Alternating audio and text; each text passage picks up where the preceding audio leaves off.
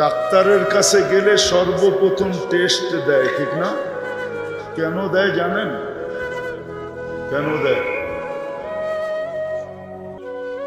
কেন টেস্ট দেয়? কেন দেয় জানেন? রোগ কি, রোগের উৎপত্তি কি এটা জানার জন্য, যে রোগটা কি। আমার কথা বোঝেন তো? রোগ কি বা রোগের উৎপত্তি কি? আসলে এর দোষ না, দোষটা হলো আমার। বাংলা একটা প্রবাদ বাক্য আছে, অবাগা যেদিকে তাকায় সাগর শুকায়া যায়। আমি বসার কারণে লাউড স্পিকার এরকম করতেছে। আমি যদি না বসতাম তাহলে লাউড স্পিকার ঠিকই থাকতো। আমার মতো অবাগা বসছে তো, এই জন্য লাউড স্পিকার এটা মাইনা নিতে পারে না। এই জন্য ওনার কোনো দোষ নাই, ওনাকে দোষারোপ করে কোনো লাভ নাই। আবার বলতেছি, লাউড স্পিকার বাড়ায়া কোনো লাভ নাই, কেননা কনসাল্টে আওয়াজের দরকার হয়, আর ওয়াজের ভিতরে ধ্যানের দরকার হয়, ধ্যান মনোযোগের দরকার হয়। কনসাল্টে যত আওয়াজ হবে তত যুবকদের কোমরের ভিতরে শক্তি আসবে। ওইখানে অল্প আওয়াজ হলে যুবকদের কোমরে শক্তি আসে না। আর ওয়াজের ভিতরে দিলের শক্তি লাগে, কোমরের শক্তি লাগে না। দিল দিয়া যত বেশি মনোযোগী হবে, অল্প আওয়াজেও কথা বুঝে আসবে। আর যদি আপনি মনোযোগী না হন, তাইলে তো আপনার আওয়াজই শুনবেন, ওয়াজ শুনবেন না। তো যেটা বুঝাইতেছিলাম, ভালো মতে ধ্যান দিয়া শুনেন। কথা বেশি লম্বা হবে না, অল্পই হবে। এই জন্য ধ্যান দিয়া শুনলে কাজে দিবে, নাইলে জীবনটা একদিন কেটে যাবে। কেননা দুনিয়া উন্নত আজকে, কিন্তু জীবনের গতি রোধ করার কোনো ব্যবস্থাপনা এখনো আসে না, আর কোনোদিন আসবে না। জীবনটা একদিন কেটে যাবে, যিনি অস্তিত্ব দিছেন ওনার কাছে চলে যাব। আর এটা চির সত্য, এটা চির সত্য। যদি ওনাকে রাজি না করতে পারলাম, তাইলে কিন্তু পুঙ্খানুপুঙ্খানু হিসাব দিতে হবে। লাতুসআলুন্না আনিন নাঈম, প্রত্যেকটা নেয়ামতের হিসাব দিতে হবে। আর দিতে যায় হইতে পারে যে 50,000 বৎসর দাঁড়ায়া থাকতে হইতে পারে। লা ইয়াজাল কদমা আবদ, পাও পর্যন্ত হেলাইতে দিবে না, এটাই সত্য। লা ইয়াজাল কদমা আবদ, পাও পর্যন্ত হেলাইতে দিবে না, বিলকুল কাঠের মতো দাঁড় করায় রাখবে। 50,000 বৎসর লাগবে এই 60-70 বৎসরের হিসাব দিতে। 60-70 বৎসরও না, বরং প্রথম 15 বৎসর তো এমনি মাপ। এই উম্মত যতক্ষণ পর্যন্ত প্রাপ্ত বয়স্ক না হয়, কলম এর বিরুদ্ধে চলে না, এর পক্ষে চলতে থাকে। দ্বিতীয় পর্বে মাপ, যতক্ষণ পর্যন্ত ঘুমন্ত থাকে। চাই এই ঘুম সৌদি যুবরাজের মতো 27 বৎসরেরও যদি হয়। সৌদির এক যুবরাজ 27 বৎসর ধরে ঘুমায় আছে। যদি ঘুম 27 বৎসরও হয়, তারপরও কলম বিরুদ্ধে যাবে না। বিদায় ঘুমেরটাও যদি বাদ দিই, তাহলে কতটুক থাকলো?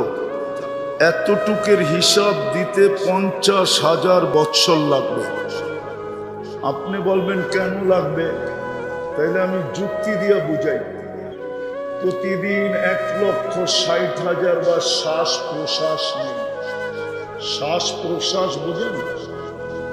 অক্সিজেন নেওয়া এবং ছাড়া 80 1,60,000 বার। 80,000 1,60,000 বার নেই। 80,000 বার ছাড়ি 80,000 বার। আর 80,000 বার যে ছাড়ি, 80,000 বার আল্লাহ ডেলি আমাদের ভিতর থেকে কার্বন ডাই অক্সাইডকে ক্লিয়ার করেন, ক্লিন করেন, পরিষ্কার করেন। কেননা আমাদের ভিতর যদি কার্বন ডাই অক্সাইড 24 ঘন্টা থাকলো, আর যদি এটাকে কিউর না করা হলো, ক্লিন না করা হলো, বাহির না করা হলো, পরিষ্কার না করা হলো, তাহলে মানুষ কবরে যাবে, এতে কোনো সন্দেহ নাই। ডাক্তার আমার কথায় একমত হবে। বিদায় 80,000 বার আল্লাহ কার্বন ডাই অক্সাইডকে আমাদের ভিতর থেকে কিউর করেন। কিন্তু 80,000 বার যে কিউর করেন, ক্লিন করেন, পরিষ্কার করেন, এটা করার কোনো মেশিন এখনো বিজ্ঞানের কাছে আসে না। যে আল্লাহ যদি ক্লিন না করলেন তো আমরা মেশিন দিয়ে বাহির করব, এই মেশিন এখনো বিজ্ঞানের হাতে আসে না। একটু আগে না কি ঢাপের এই এলাকার কি জানি চেয়ারম্যান, উনি যে আপনাদের সাথে কথা বললো, ওনাকে ফোন করে জিজ্ঞেস করেন কোনো মেশিন আসছে কিনা। কোনো মেশিন এখনো আসে না, আর আসবে কিনা এটাও আমি জানি না। বিদায় যদি আল্লাহ জিজ্ঞাসা করে তুমি 80,000 বার আমার অক্সিজেন নিছিলে ডেলি, মাসে কতবার, বছরে কতবার, 24 ঘন্টায় তুমি অক্সিজেন নিতে 550 লিটার, বলো তুমি প্রত্যেক 80 বারের বিপরীতে কয়বার তুমি আমাকে ডাকছো বলো। এইখানে তো কেউ নাই যে ডেলি 200 বার আল্লাহ বলে, 200 বার। সে আল্লাহ বলায় অভ্যস্ত। ডেলি 200 বার আল্লাহ বলা ব্যতীত ভাত হজম হয় না। এরকম কয়জন এখানে হাত উঠাইতে পারবে যে আমি ডেলি 200 বার আল্লাহ বলায় অভ্যস্ত? কোন যুবক বলুক যে আমি ডেলি 10 বার আল্লাহ বলায় অভ্যস্ত, যে আমি ডেলি 10 বার আল্লাহ বলি। কয়জন যুবক আছে এখানে হাত উঠাবে? আরে 10 বার তো বাদ দিলাম, ঘুমের থেকে উঠা মনের অন্তরের অন্তঃস্থল থেকে যুবক একবার চিৎকার দিল আল্লাহ বইলা, এরকম যুবকের সংকল্প পাওয়া যাবে না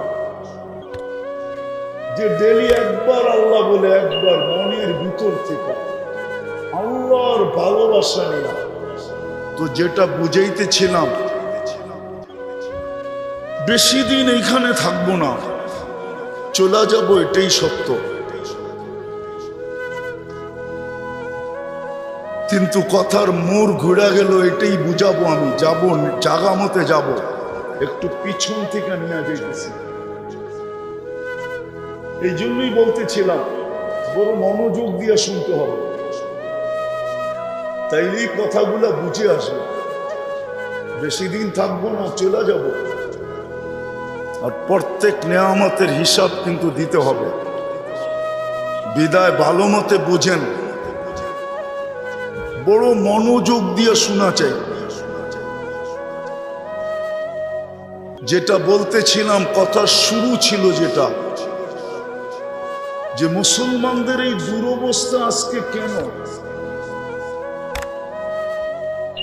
আমাদেরকে বলে এই বিষয় সেই বিষয় কথা বলতে, এই দুরবস্থা মুসলমানের হলো কেন? কি কারণে হলো? কারণ তো কেউ তালাশ করতে পারে না, কারণ সম্বন্ধে তো কেউ বলে না। অথচ ডাক্তারের কাছে গেলে তো প্রথমে টেস্ট ধরায়া দেয় যে অসুখ কি, এর উৎপত্তি কোত্থেকে, অসুখ কি, এর উৎপত্তি কোত্থেকে। আজকে যে সমাজটা দুর্নীতিগ্রস্ত, বা সমাজটা যে এরকম যা আমরা চোখে দেখতেছি, সমাজটা এরকম হলো কেন? কারণটা কি? যেই দেশে 90% মুসলমান, যে নিজেকে মুসলমান ভাবে, যে নিজেকে উম্মতে মুহাম্মদী ভাবে। যদি মুসলমান না ভাবতো তাহলে কোনো সে ছিল না, কোনো কথা ছিল না। কেননা কোরআনই বলে যে নিজেকে মুসলমান ভাবে না, কোরআনই বলে তামাত্তাউ কালিলান ফাইন্নাকুম মুজরিমুন, যেমন খুশি তেমন জীবন কাটাইতে পারো, কেননা তোমাকে কাঠগোড়ায় অবশ্যই দাঁড় করাবো। কোরআনই বলে ফালা নুকিমু লাহু ইয়াউমাল কিয়ামাতি ওয়াজনা, তোমার জন্য কোনো দাড়ি পাল্লার প্রয়োজন হবে না। ইন্নাল্লাযীনা কাফারু মিন আহলিল কিতাবি ওয়াল মুশরিকিন ফি নারি জাহান্নাম খালিদিনা ফিহা, ও মরবে আর সিধা জাহান্নামে যাবে, ওকে নিয়ে কোনো আলোচনা নাই। কিন্তু যে নিজেকে মুসলমান ভাবে যে আমি মুসলিম,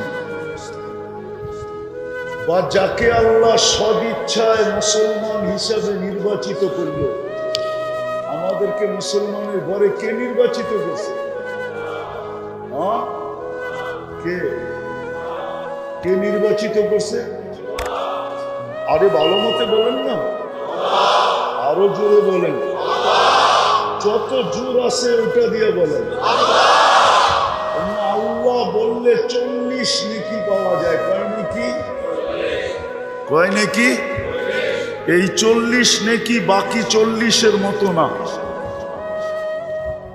যেমন 1 মণ লোহা 1 মণ তুলা ওজনে সমান, কিন্তু আকৃতিতে সমান না। তুলার গাঁটটি আকৃতিতে অনেক বড়। ঠিক আল্লাহ বললে 40 নেকি পাওয়া যায় বটে, কিন্তু বাকি 40-এর মতো সংখ্যার দিক দিয়ে এক, কিন্তু আকৃতির দিক দিয়ে আল্লাহ বলার 40-এর গাঁটটি এত বড়।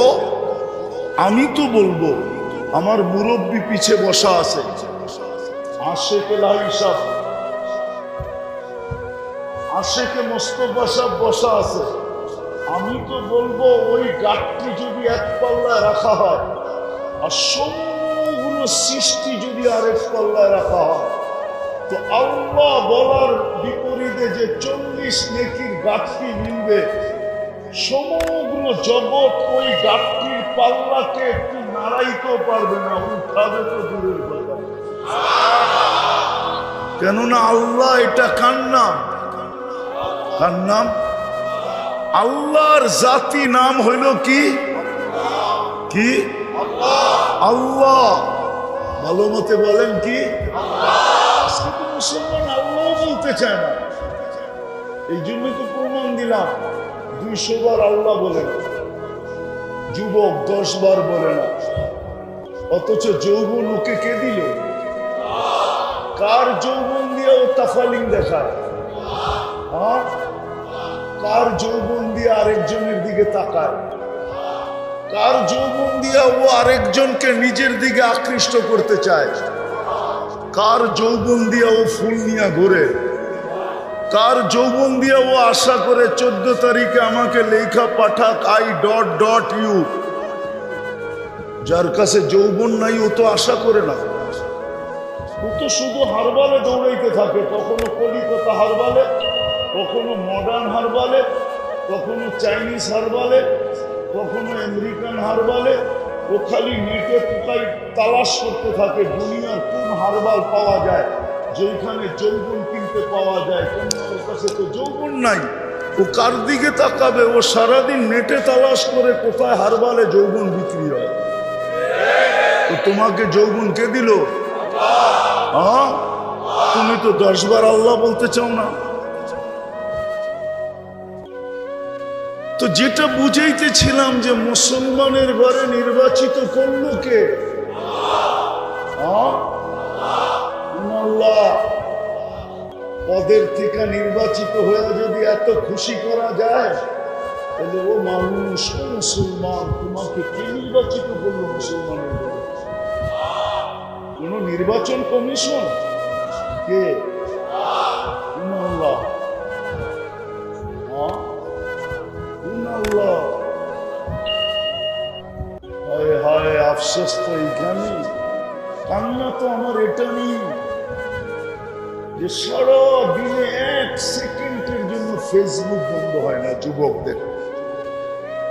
যুবক যুবতীদের তোমাদের পায়ে হাত রাখি, তোমাদেরকে আমি ইনসাল্ট করতে চাইতেছি না, বুঝাইতে চাইতেছি যে 24 ঘন্টার ভিতরে 1 সেকেন্ডের জন্য ফেসবুক বন্ধ হয় না।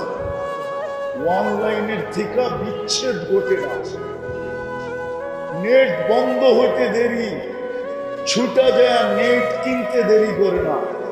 রাতে 3টার সময় ফোন করে নেট কিনে জিজ্ঞেস করেন,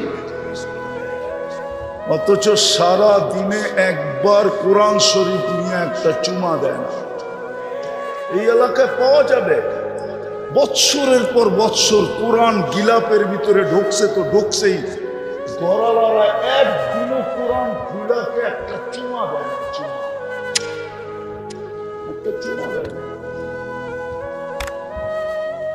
99 নাম দেখবে তো দূরের কথা, 99 দান দেখলে না মুসলমান বুঝতো যে আমাকে মুসলমানের ঘরে নির্বাচিত করতে হবে। 99 নামের অর্থই তো জানে না। এই পুরা মজমা একজনও পাওয়া যাবে কিনা জানি না যে 99 নামের অর্থ কখনো নিরিবিলি মনোযোগ সহকারে দেখছে অর্থ। এই পুরা মজমা একজনও পাওয়া যাবে কিনা সম্ভব। অথচ সারা দিন আনলিমিটেড চালা, সবার ঘরে ওয়াইফাই আছে, এমনকি ফ্যাক্টরিতে পর্যন্ত ওয়াইফাই আছে। যদি ওয়াইফাই ঘরে না থাকে তো পাশের ঘরের পাসওয়ার্ড আছে না? নাই আসেন নাই না? হ্যাঁ, যদি পাসওয়ার্ডও না থাকে, ওয়াইফাইও না থাকে তো বন্ধুর হটস্পট আছে। কিন্তু সারা দিনে একবারও জীবনে একবারও 99 নামের অর্থ দেখে। আমার সমাজের অবস্থা এরকম হবে না তো কার হবে বলে? মাদক আমার সমাজে হবে না তো কোথায় হবে? মাদক তো লানত ছিল। আমি তো বলি যে মাদক সেবন করতে হয় না, মাদক সেবন করতে হয় না, মাদক ছুঁইলেও যৌবন চলে যায়। ছুঁইলে, খালি ছুঁইলে, কয়েকবার ছুঁইলে যৌবন চলে যায়। বিশ্বাস হয় না? প্রমাণ আছে আমার কাছে, মাদক কয়েকবার ছুঁইলেই যৌবন চলে যায়। মাদক যারা বেচে চ্যালেঞ্জ, স্বাভাবিক যৌবন ওদের কাছে নাই। মাদক যারা ক্যারি করে চ্যালেঞ্জ, ওদের কাছে স্বাভাবিক যৌবন নাই। এটার একটা প্রমাণ দেই, এটা লানতকৃত। আল্লাহর রাসূল হাজিরা যখন হজে যায় আর আরাফার দেখে যখন মুজদালিফায় আসে পায়দল, তখন একটা জায়গা আছে ওয়াদিয়ে মুহাসসার বলে। সাহাবাদেরকে নিয়ে আল্লাহ রাসূল যখন আসতেছিলেন তো বলছে এই জায়গা দ্রুত পার হও। বলছি ইয়া রাসূলুল্লাহ কেন? বলছে এটা লানতকৃত জায়গা। বলছে হাজারো বছর আগে, এখনো কি এটার ক্রিয়া আছে? আল্লাহ রাসূল বলছে এখনো এটার ক্রিয়া আছে, দ্রুত পারো। তাইলে মাদকের উপরে আল্লাহ লানত, ওটা যে হাত দিয়া বেশি ছুঁইবে পুরো যৌবন চলে যাবে। আমি তো চ্যালেঞ্জ দিলাম, মাদক যে বিক্রি করে, মাদক যে বহন করে, মাদক যে নাড়াচাড়া করে, মাদক যে সেবন করে, একজনেরও স্বাভাবিক যৌবন নাই। চ্যালেঞ্জ। যদিও আমার সাথে চ্যালেঞ্জ করতে চায় আমি রাজি আছি, কেন আমি আল্লাহ রসুলের কথাকে বিশ্বাস করি, আল্লাহর কথাকে বিশ্বাস করি। মুসলমান হয়ে আবার মাদক খায় কি করে? তাহলে বোঝা গেল ও নিজেকে মুসলমান মনে করে। ও মুসলমান মনে করে না নিজেকে, যে নিজেকে মুসলমান মনে করে আর আল্লাহর কুদরতি হাতের নির্বাচিত মনে করে। রইল এটা দ্বিতীয়টা দেখাইতেছি, যে কুদরতি হাতে বাছাইকৃত, যে আল্লাহর কুদরতি হাতে বাছাইকৃত উম্মতে মুহাম্মাদি মুহাম্মাদুর রাসূলুল্লাহ, জোরে বলেন মুহাম্মাদুর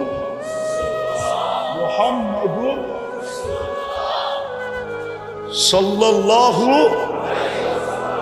সবাই বলেন সাল্লাল্লাহু। মুহাম্মাদুর রাসূলুল্লাহ বললে 120 নেকি পাবেন। কত কত? হায় হায়, আফসোস তো এইখানে, দিনে তো কেউ একবারও বলে না। দূরত্ব দূরের কথা, দূরত্ব দূরের কথা। উচিত তো ছিল আল্লাহ রসুলের নাম শুনতে দেরি, দুরুদে পুরা মজমা হায় হায় কাইপা উঠতে দেরি হতো না। যে মুহাম্মাদুর রাসূলুল্লাহ শুনতে দেরি, সাল্লাল্লাহু আলাইহি ওয়াসাল্লামের আওয়াজে আকাশ বাতাস মুখরিত হওয়া দরকার ছিল। মনে উঠছে ভুলা যাবো, এই জন্য ভুলা নেই। আমাদের আব্বাজান যখন জান্নাতে ছিলেন একা, উনি জান্নাতে প্রথমে একাই ছিলেন, লম্বা কাহিনী, কিন্তু একা একা কতক্ষণ মন বসে, ঠিক না? হোক না জান্নাত, ঠিক না? যেমন আসিয়ারে যখন জান্নাত দেখাইছেন আল্লাহ, তো আসিয়া খুশিতে বাগবাগ হয়ে গেছে, কিন্তু পরক্ষণেই আসিয়ার মনে উঠছে যে জান্নাত তো আসি, আমার রাজা তো নাই, বিদে আমি একা, এই জান্নাতের মজাও নাই। তো চেহারাটা হাস্য উজ্জ্বল চেহারা হঠাৎ মলিন হয়ে গেছে। আর আল্লাহ তো দিলের ব্যাধ জানেন, ঠিক না? আল্লাহ জিজ্ঞেস করছে, আসিয়া চেহারা মলিন কেন? জান্নাত না দেখাইলাম? মনে মনেই ভাবতেছিলেন জান্নাত তো আছে, রাজা তো নাই। না, আমারটা তো জান্নাতে যাবে না, ফেরাউন কি জান্নাতে যাবে নাকি? হ্যাঁ, এই জান্নাতের মজাও নাই, একা একা কি করবো, ঠিক না? আল্লাহ বলে, আসিয়া রাজা জান্নাত যখন দিছি তো রাজাও দিব। তো বলছে নাম বইলা দিলে তো ভালো হয়। আল্লাহ বলে, রাজা এমন দিব যার উপরে রাজত্ব কারো নাই, যার উপরে রাজত্ব শুধু আমার আছে, আর কারো। আমার বিশ্বাস, আমার তাখাইয়ুল ধারণা যে আসিয়া জান্নাত পায়া যতটুকু খুশি না হয়েছেন, কিন্তু রাজার নাম শুনে আর চেয়ে কোটি গুণ বেশি খুশি হয়েছে। তো আল্লাহ বলেই দিছে, আসিয়া তোমার জান্নাতের রাজা হলো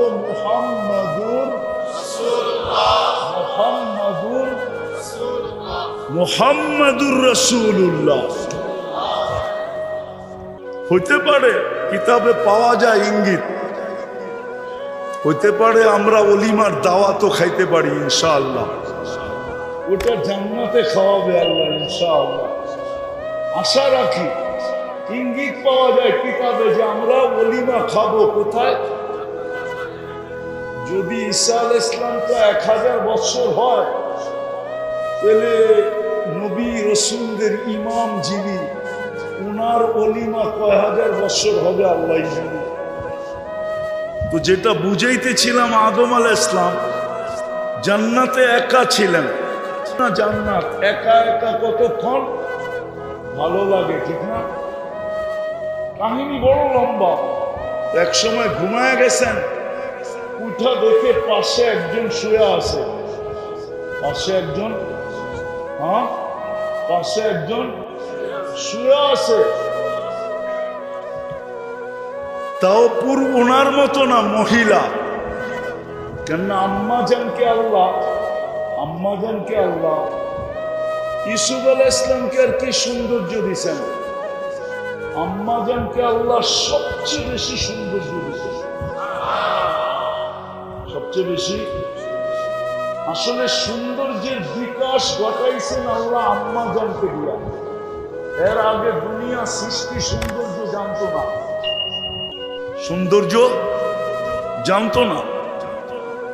তো যখন আম্মাজানকে দেখা, তো জিজ্ঞাসা করছেন এটা কে? আল্লাহ পরিচয় দিছে, এটা তোমার সঙ্গী। দেখতেছিলাম তোমার মন ভালো না, একা একা ভাল লাগে না তো একজন বানায় দিলাম। পরে আল্লাহ বিয়ে পড়ায়া দিছেন। কি জান্নাতে অনুষ্ঠানের মাধ্যমে কি হয়েছে? বিয়ে পড়ায়া দিছেন। আমার যেটা বুঝানোর উদ্দেশ্য, তারপরে আল্লাহ বলছে মোহর দাও। বিয়ে তো হয়ে গেছে, মোহর দিবা না? কি মোহর দিবে না? তো বলছে আল্লাহ মোহর কি দিব, এখানে পামই কি? আমার তো কিছুই নেই, কি মোহর দিব? যা আছে এখানে সব তো আপনার দেওয়া। কেননা জান্নাতে যা আছে এটা কার দেওয়া? তো বলছে আমি মোহর কি দিব? আল্লাহ বলছে আমার হাবিব যাবে শেষ জমানায়। আমার হাবিব যাবে শেষ জমানায়, তোমার সন্তান যাকে আমি হাবিব বানাইছি। কি ইত্তাখাযতুহু হাবিবা, তুমি আমার ওই হাবিবের উপরে একবার দুরূদ পড়া দাও। এটাই তোমার মোহর, এটাই তোমার। হ্যাঁ, আমাদের আব্বাজান নিজের আম্মাজানের মোহর যেটা দিয়ে দাবি আদায় করলেন, ওই নবীর উম্মত হয়ে আজকে উম্মত ওই নবীর উপরে দুরূদ পড়ে না। তো যেটা বুঝাইতেছিলাম, যাকে আল্লাহ মুসলমান হিসাবে নির্বাচিত করলেন, উম্মতে মুহাম্মদী হিসাবে বাছাই করলেন। আমরা কিন্তু বাছাইকৃত, বাছাই বোঝেন? কুরআন বলে হুয়াজতাবাকুম, বাছাইকৃত আমরা উম্মতে মুহাম্মদী হিসাবে সমগ্র মানব জাতির ভিতর থেকে আল্লাহর কুদরতি হাতে আমরা বাছাইকৃত। যে নিজেকে উম্মতে মুহাম্মদী বলে দাবি করে, শুধু দাবি না, আবার শাফাতও আশা করে। করেন না করেন না? শাফাতের আশা করেন না করেন না? কে করে? সবাই করি, দেখি কে কে আশা করেন। নামান নামান নামান, আল্লাহু আকবার। শাফাতের আশা করি, ঠিক না? হাউজে কাউসারের আশা করেন? হ্যাঁ, কেননা ওই পানি পান করা ব্যতীত পিপাসা কোনোদিন মিটবে না। ওটা প্রথম পানি, যেটা কিয়ামতের মাঠে যাওয়ার আগে আল্লাহ রসুল স্বয়ং নিজে পান করাবে। আর যে পান করতে পারবে সে মনে মনে ভাবতে পারে যে এই শরীরও এই পেটও কোনোদিন দুযোগে যাবে না। আর পিপাসাও তার কাছে কোনোদিন আসবে না না না না। কেননা পান করাবে আর বলবে ইশরাব লা তাজমান বাদাহা আবাদা, পান করো, আজকের পরে আর পিপাসা কোনোদিন তোমার কাছে আসবে। কিয়ামতের মাঠের জিতা পূর্ব লক্ষণ, সবচেয়ে বড় লক্ষণ হলো হাউজে কাউসার পান করতে পারা। আর সবচেয়ে বড় কুলক্ষণ হলো হাউজে কাউসারের কাছে গেল আর আল্লাহ রসুল বলল, হাদিসে আছে, হাদিসে আছে, আল্লাহ রসুল বলবে সুহকান সুহকান, যাও দূরে, যাও দূরে, সুহকান সুহকান, সরো দূরে সরো। কিন্তু উম্মত বটে, কিন্তু কারণ বলবে লিমান কাইয়ারা বাদি, আমি চলে আসার পরে তোমরা আমার ইজ্জত রাখো নাই। আজকে তো আফসোস, আমাদেরকে বলে এটা বলেন সেটা বলেন, বলার প্রয়োজনটা কেন পড়তেছে? দরকার কি পড়তেছে? দরকার কি পড়তেছে? সাধারণ মানুষ সন্ত্রাস করে না সন্ত্রাস করায়? বলেন, সন্ত্রাস করে না সন্ত্রাস করায়? চাঁদাবাজি করে না চাঁদাবাজি করায়? মাদক বেচায় না মাদক বেচে? হ্যাঁ, কারা করে? ওইদিকে ওটা আমার আলোচ্য বিষয় না, আমি বুঝানোর জন্য বলতেছি। আজকে রসুলের ইজ্জত রাখি না আমরা। রসুলের ইজ্জত যদি রাখতাম, মুহাম্মদুর রাসূলুল্লাহর ইজ্জত, আমি বেশি তো বুঝাইতে পারবো না, এতটুকু বুঝাইতে পারবো, টাইমও আমার হাতে কম। এতটুকু বুঝাইতে পারবো যে রসুল আমাদের জন্য 23 বছর চোখের পানি শুকাইতে দেয়। আমি উলামাদের সামনে বলতেছি, কিতাব মোতালা করে দেখতে পারবো। কেননা যেদিন আল্লাহ রসুল জন্ম নেন, ওই দিন আল্লাহর রসুলকে সুরক্ষা করার জন্য বডি গার্ড হিসাবে আল্লাহ মিকাইল আলাইহিস সালামকে নির্ধারণ করেন।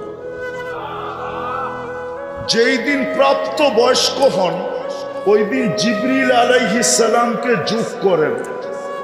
জিবরিল আলাইহিস সালাম শুধু ওহির বাহক ছিলেন না, আল্লাহর রসুলের বডি গার্ড ছিলেন।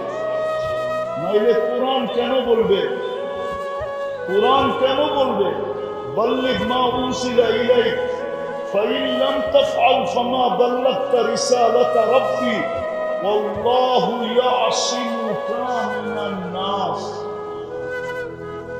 এই আয়াতের শানে নুজুল হলো মদিনা মুনাওয়ারায় যাওয়ার পরে রাসূলুল্লাহ সাল্লাল্লাহু আলাইহি ওয়াসাল্লামের বিলকুল নাগের ডগায় বাস করত ইহুদিরা, বনু নজির আর বনু কুরাইজা।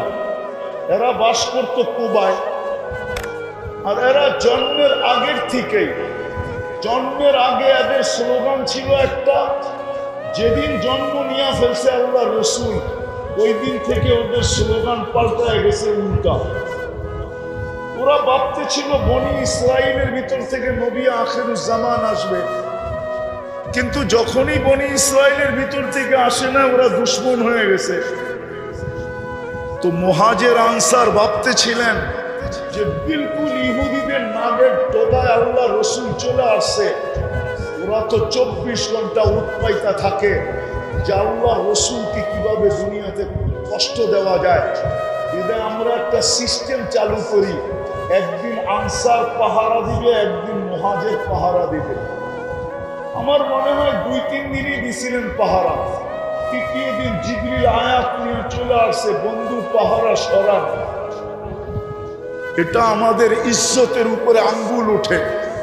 ইজ্জতের উপরে, তাদের ইজ্জতের উপরে, আমাদের ইজ্জতের উপরে কি ওঠে? আঙ্গুল উঠে। আমরা পাহারা দিব, সরান পাহারা।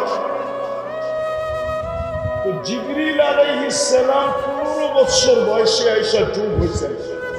তো 2 জন পাহারা দিতেন। তো একদিন 2 জনে জিজ্ঞাসা করতেছে, মা জালা আরাকা তাবকি। ও আল্লাহর বন্ধু, যখনই দেখি আপনার চোখে পানি কেন? 23 বছর চোখের পানি কোনদিন থামে না। বলছে উম্মতের জন্য চোখের পানি থামে না। কার জন্য? কার জন্য? আরে বলেন না।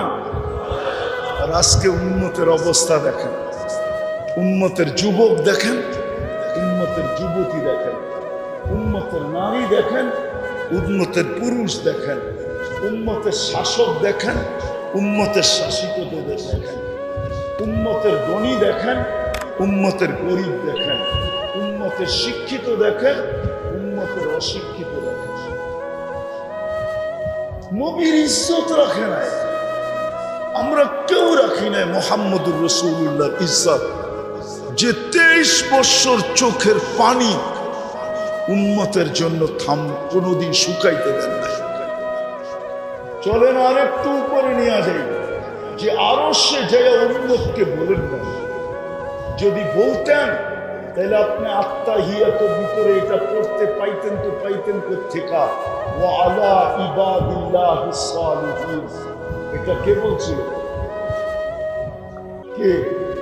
আল্লাহ তো বন্ধুকে সালাম দিয়েছেন, ঠিক না? আসসালামু আলাইকা আইয়ুহান নাবিয়্যু ওয়া রাহমাতুল্লাহি ওয়া বারাকাতুহু। আল্লাহ তো বন্ধুকে সালাম দিছেন, ঠিক না? আমার মনে হয় বন্ধু চিৎকার দিয়া উঠছে, সব আমাকে দিলেন, উম্মত কোথায়? উম্মতকে তো কিছু দিলেন না। আল্লাহ মনে হয় এই জন্যই আল্লাহ বলছেন হারিসুম বিল মুমিনিনা রাউফুর রহিম। নাইলে মনে হয় এই দুই সিফত আল্লাহ উঠায়া দিয়া দিত। কুরআন এই কথা মনে হয় কোনোদিন বলতো না যদি আল্লাহ রসুল এখানে চিৎকার না দিতেন যে আমাকে তো সালাম দিলেন কিন্তু আমার উম্মত কোথায়। তারপরেই মনে হয় আল্লাহ বলছেন হারিসুম বিল মুমিনিনা রাউফুর রহিম। তো বলছে বন্ধু এইখানে উম্মত, বলছে এইখানে উম্মত না আসলে কোথায় আসবে? বলছে আপনি বলেন উম্মতের জন্য কি?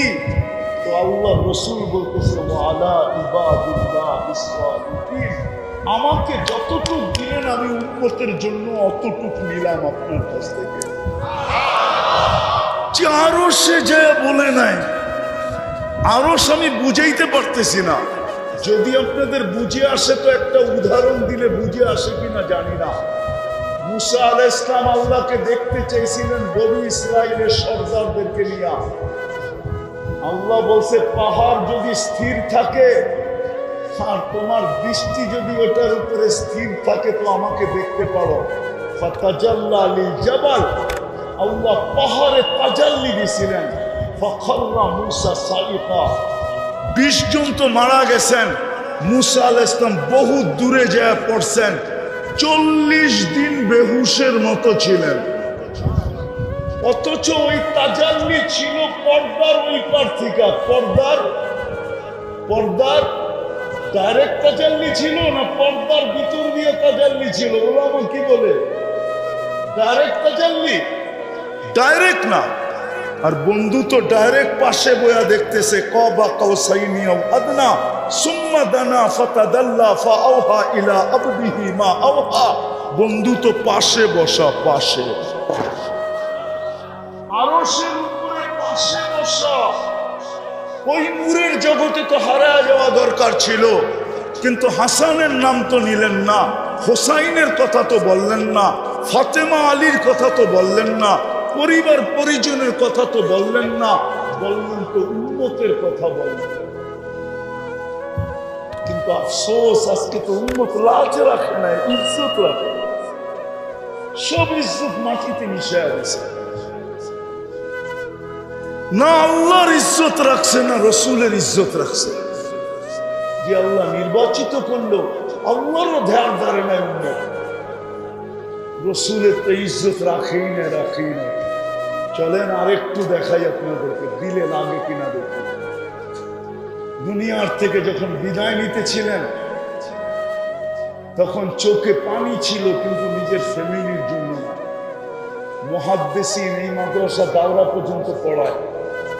দাওরার কিতাব যারা পড়ায়, টাইটেলের কিতাব যারা পড়ায়, এরা সবাই জানে 9 ফ্যামিলি ক্ষুধার্ত ছিল। ঘরে বাতি জ্বালানোর তেল পর্যন্ত ছিল না। আম্মা জান আয়েশা রাদিয়াল্লাহু তাআলা আনহা বলতেছিলেন, যদি ঘরে বাতি জ্বালানোর তেল থাকতো তো খিদা নিবারণের জন্য তেল পান করে নিতাম। কিন্তু আল্লাহ রসুল ফ্যামিলির জন্য চিন্তা ছিল না, হাসান হোসাইনের জন্য চিন্তা ছিল না। অথচ আল্লাহ রসুলের দুনিয়াই ছিল হাসান হোসাইন, আলী, ফাতেমা। এই 4 জনই ছিল ওনার দুনিয়া। সন্তান তো ছিল না, এইখান থেকেই তো নসল আগে চলছে, ঠিক না? এই 2 জনই ছিল দুনিয়া। আরেকটা উদাহরণ দিলে বুঝবেন কিনা দেখি কিতাব থেকে দিয়া। এতটুকু ভালোবাসতেন, 5-6 বৎসরের হবে 2 ভাই। কেননা 2 ভাই পিঠাপিঠি ছিলেন। আয়েশা নানার কোলে বসা বলতেছে, নানা যান আপনি উত্তম না আমরা 2 জন উত্তম? আল্লাহ রসুল সাদা সিধা জবাব দিছে, আমি উত্তম। সত্য তো এটাই, ঠিক না? হ্যাঁ, 2 ভাই হাসতে হাসতে কুটা কুটা। আল্লাহ রসুল বলছে হাসো কেন? জবাব হয় না। বলে তাইলে 2 জন উত্তম কে? আমরা 2 জন। ভাই কি কইরা? আমাদের আম্মাজানকে চিনেন? বলছে বলো। আম্মাজানের পরিচয় দিয়া বলতেছে উম্মু উম্মুকা লাইসা বিশাই, উম্মুকা আমামা উম্মিনা লাইসা বিশাই। আমাদের আম্মার সামনে আপনার আম্মা কিছু না, কেন আমাদের আম্মা তো জান্নাতের মহিলাদের সর্দার নেই, ঠিক না? কি সত্য তো? আপনার আম্মা তো কিছু না, ঠিক না? বলছে আমাদের আব্বাজানকে চেনেন? বলছে বলো। আব্বার পরিচয় দিয়া বলতেছে আবুকা আমামা আবিনা লাইসা বিশাই। আমাগো আব্বার সামনে আপনার আব্বা কিছু না। আমার আব্বা তো শেরে খোদা, ঠিক না? ফাতেমা তো জোহরা জান্নাতের মহিলার সর্দারনির স্বামী, জান্নাতের যুবকদের সর্দারদের আব্বা, ঠিক না? সাইয়্যিদুল আম্বিয়ার মেয়ের জামাই, ঠিক না? এখন তৃতীয় আসছে, আমাদের নানাজানকে চিনেন? নানাজান বলতেছে বলো নানাজানকে। তো নানাজানের পরিচয় দিয়া বলতেছে জাদ্দুকা আমামা জাদ্দিনা লাইসা বিশাই। আমাদের নানাজানের সামনে আপনার নানাজান কিছুই না। তো আল্লাহর রসুল দুইজনকে উঠায়া চুমা দিতে দিতে গাল ভরা ফেলছেন, তারপরে বলছেন মাইনা নিলাম তোমরা দুইজনই উত্তম। এই দিক দিয়ে তোমরা দুইজন, কিন্তু মরার সময় তাদের কথা ভাবেন না, ভাবছেন তো আপনার আমার কথা, আপনার আর আমার কথা ভাবছেন। বলছে জিবরিল, জিবরিল আলাইহিস সালাম জিজ্ঞাসা করছে লম্বা হাদিস যে আপনি কাঁদেন কেন? ইদান ইলা রফিকিল আলা, আপনি তো এখন আল্লাহর সান্নিধ্যে চলে যাবেন, কাঁদেন কেন? আল্লাহু ইয়ান্তাযিরুক, আল্লাহ আপনার অপেক্ষায় অপেক্ষমান। ঊর্ধ্ব জগতে খুশির বন্যা চলতেছে, খুশি আর খুশি ফেরেশতাদের ভিতরে। হাবিব ইয়াসিনুল হাবিব, বন্ধু আজকে চিরদিনের জন্য বন্ধুর কাছে চলে আসবে, আপনি কাঁদেন কেন? বলছে জিবরিল কাঁদি কেন বলবো, আমার পরে আমার উম্মতকে কে দেখা রাখবে? ফামান লিবাদিলি উম্মতি, আমার পরে আমার উম্মতকে কে দেখা রাখবে? কে বুকে জড়ায় রাখবে? কে পাহারা দিয়া রাখবে? কে মাথায় হাত দিয়া রাখবে? আমার উম্মতকে কে দেখবে? আজকে উম্মত রসুলের ইজ্জত যদি রাখতো, রাগ হলো না যুবক তোমাদের পায়ে হাত দেই, তাহলে তোমরা নেটে দেখা কোনোদিন চুল কাটতে না। মা বোনরা কোনোদিন নেটে দেখা সাজগোজ করতো না। সবাই আমাদেরকে জিজ্ঞাসা করতো, মা বোনরাও সারাদিন জিজ্ঞাসা করতো বলেন বলেন আমাকে ফাতেমা কিভাবে সাজতো, আমি ওইভাবে সাজবো। আম্মা জান আয়েশা কিভাবে সাজতো, আমি ওইভাবে সাজবো। আম্মা জান খাদিজাতুল কুবরা কিভাবে সাজতো, আমি ওইভাবে সাজবো। আমি 11 আম্মা জান কিভাবে সাজতো, আমাকে বলেন আমি ওইভাবে সাজবো। সাহাবায়ে কেরামের মা বোনরা কিভাবে সাজতো, আমাদেরকে বলেন আমরা ওইভাবে সাজবো। যুবকরাও জিজ্ঞাসা করতো আল্লাহর রসুল কিভাবে চুল কাটছে, আমাকে বলেন, আমি আল্লাহর রসুলের আদর্শে চুল কাটবো। ওমর কিভাবে কাটছে বলেন, আমি ওমরের আদর্শে চুল কাটবো। আবু বকর কিভাবে কাটছে বলেন, আমি আবু বকরের আদর্শে চুল কাটবো। উসমান কিভাবে কাটছে বলেন, আমি উসমানের আদর্শে চুল কাটবো। আল্লাহ তো রসুল তো বলছে আসহাবিকান নুজুম বিআইহিম ইক্তাদাইতুম ইহতাদাইতুম, আমার 100 লক্ষ সাহাবী তারকারাজির ন্যায়, যার আদলে তুমি চলবে, যার আদর্শে তুমি চলবে, এদের সাথে তুমি মিলিত হবে, তোমার উপরও আল্লাহ রাজি হবে, জান্নাত তোমার জন্য অবধারিত হবে। তাহলে তো সারাদিন হুজুরদের কাছে ফোন আসতে থাকতো, মেয়েদের পক্ষ থেকে, যুবকদের পক্ষ থেকে, পুরুষের পক্ষ থেকে, শিক্ষিতর পক্ষ থেকে, গরিব ধনীর পক্ষ থেকে, যে আমি এর আদর্শে চলতে চাই, আমাকে আদর্শ বলে। আজকে আমার কান্না তো এটাই, যে রসুল যাওয়ার সময়, যে রসুল যাওয়ার সময়, ছোট ফ্যামিলি আসে, যে রসুল যাওয়ার সময় বলতেছে চোখে পানি, উম্মত চলেন আরেকটু দেখাই, দেখি আপনাদের দিকে লাগে কিনা। আজকেও আমি পুরা টিম নিয়ে আসতে পারি, পুরা টিম। টিম বুঝেন? আরে টিম বুঝেন? টিম পুরা জামাত নিয়ে আসতে পারি এখানে। যারা স্বপ্নে দেখছেন আল্লাহ রসুল হাতিমে কাবায় বসে কাঁদতেছে, পুরা সেজদায় পুরা কাঁদতেছে। জিজ্ঞাসা করছেন, ইয়া রসুল আল্লাহ কাঁদেন কেন? তো বলছে, আমি বাংলাদেশের সরল সহজ সাদা সিধা, বাংলাদেশের মানুষ সরল সহজ, বাংলাদেশের মানুষ সাদা সিধা, যেদিকে বাতাস দেখে ওই দিকে পাল তোলে, যেদিকে বাতাস দেখে ওই দিকে কি করে, হ্যাঁ